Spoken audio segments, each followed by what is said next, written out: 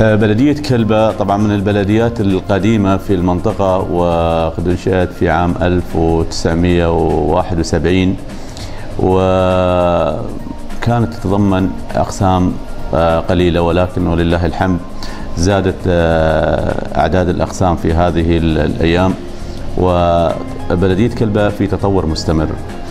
هذا التطور نتج عنه زيادة أعداد الموظفين وزيادة رقعة العمل في البلدية وفي المدينة بشكل عام، مما أدى إلى الحاجة إلى إنشاء أقسام جديدة. لذلك ارتئينا أن يكون عندنا من ضمن خطتنا لتطوير العمل في البلدية أن يكون هناك قسم للجودة والتميز في العمل. فعلى بركة الله إن شاء الله نفتح هذا القسم هذه السنة. أتمنى منهم إن شاء الله الاطلاع على كل ما هو جديد ومفيد للرقي بعمل البلدية، وجعل الجمهور يكون نسبة الرضا عن العمل البلدية 100%.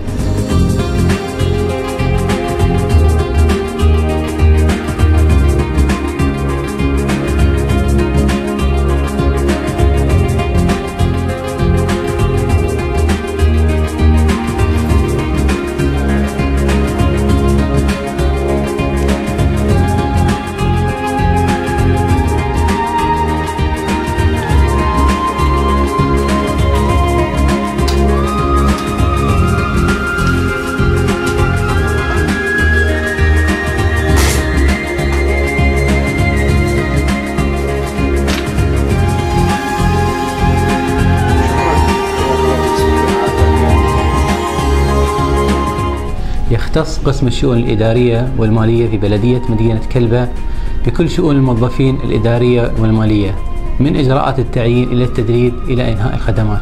وينقسم القسم إلى شعبتين: شعبة لشؤون الموظفين تضم أقسام من تقنية المعلومات والإرشيف وخدمة العملاء، وقسم الشؤون المالية يضم صندوق الإيرادات وتصدير عقود الإيجار مع المشتريات.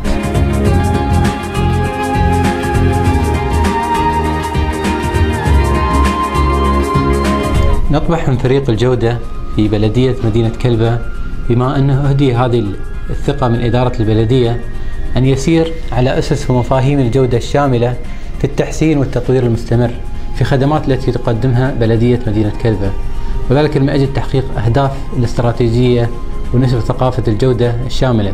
مناسبة هي مبادرة طيبة من موظفي البلدية بفكرة تطوير وتحسين آليات وإجراءات العمل في البلدية. أتمنى لهم التوفيق والنجاح.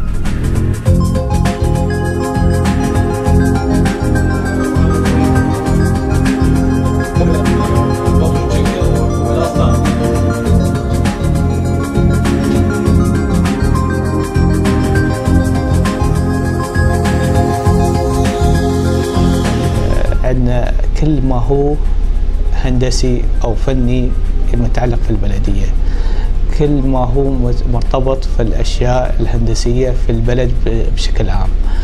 عندنا من المهام الأساسية، طبعا عندنا كثير من المهام، منها على سبيل الأشياء الأساسية عندنا بالنسبة لتراخيص البناء، عندنا وحدة تصريف المقاولين والاستشاريين، عندنا الرقابة على المباني، عندنا متابعة المشاريع الحكومية، عندنا التفتيش، متابعة ممكن التدقيق على المخططات، ممكن متابعة كل ما هو متطلب من الجهات الإدارية المتعلقة منا، من متابعة طلبات من جهات الوزارات، الدوائر المحلية والاتحادية.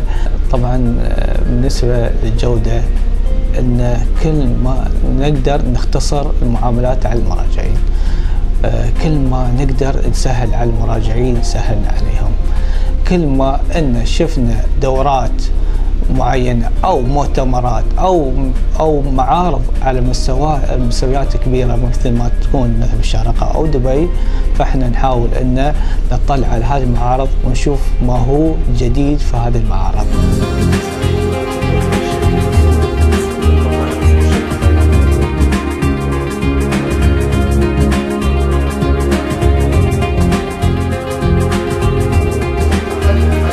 Thank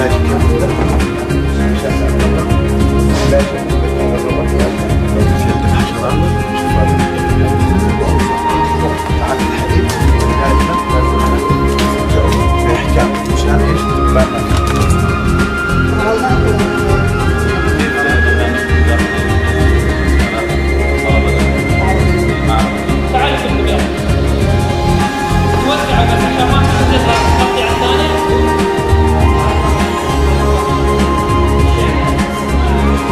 في أواخر التسعينات كان قسم الصحة العامة يسمى شعبة رقابة الأغذية، وكان العمل يقتصر على التفتيش الغذائي فقط، وكان عدد الموظفين يتكون من مسؤول وطبيب بيطري وعدد 2 من مفتشي الأغذية.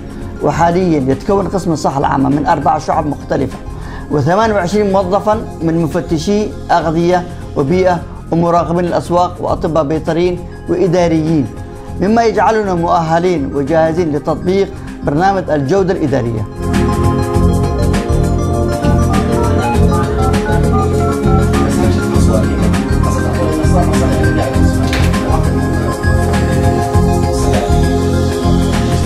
يعتبر قسم العلاقات العامة والإعلام من أهم الأقسام في بلدية مدينة كلباء، حيث أنه يقدم الخدمات على مسارين. المسار الأول هو المسار الداخلي، والذي يستهدف الموظفين ويقدم لهم الخدمات والبرامج والأنشطة، والتي تضفي على الجو الوظيفي نوع من أنواع الأريحية.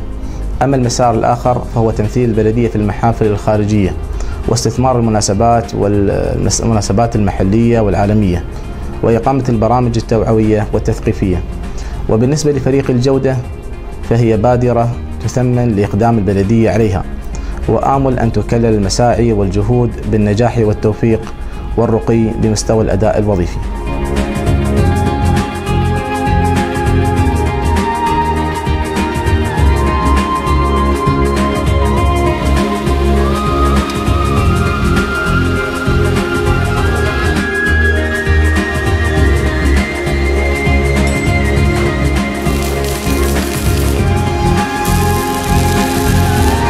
القسم يشمل عدة فروع، منها قسم الصبغ والسمكرة وصيانة الآليات وغسيل السيارات واستبدال إطارات السيارات. العدد الموجود في القسم 20 فرد، يشملهم مسؤول القسم وكاتب القسم. أما بالنسبة لإخواني في قسم الجودة، نتمنى يعني هم يطورون لنا البلدية كإداريا ويقدموا اقتراحاتهم بحيث أن الموظف يتطور إلى أفضل من ما هو عليه. ونتمنى يعني كل يوم أفكار ومساهمات في تطوير مدينتنا مدينة كلبة، ونتمنى لهم كل التوفيق والنجاح.